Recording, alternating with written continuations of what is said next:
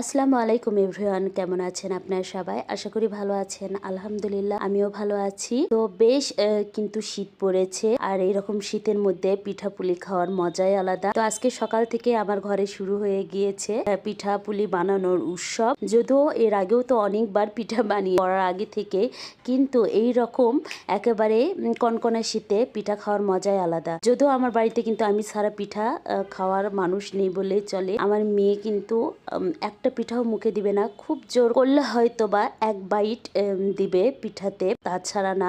কিন্তু আমার সঙ্গে পিঠা খাওয়ার সঙ্গী হয় আমার অ্যালেক্সা মুনি, শুধুমাত্র এই ভাবা পিঠাতে। তো দেখতেই পারবেন আপনারা ও কিভাবে আমার সঙ্গে ভাবা পিঠা খাচ্ছে। তো যাই হোক, সকালবেলা তো আমি বানিয়েছিলাম ঝালের পিঠা, সঙ্গে ছিল ফুলকপির পাকোড়া আর বাবুর হাতের মজাদার ক্যাপাচিনো। এইদিকে দুপুরবেলা বানিয়েছিলাম নারকেলের কুশলি, আর তারপরে বানিয়েছিলাম গরম গরম ভাপা পিঠা। এই ছিল আমার ঘরে পিঠা উৎসব। তো যাই হোক, আল্লাহর কাছে হাজারো শুক্রিয়া, এত ভালোভাবে দিন কাটানোর তৌফিক আমাকে দিয়েছে।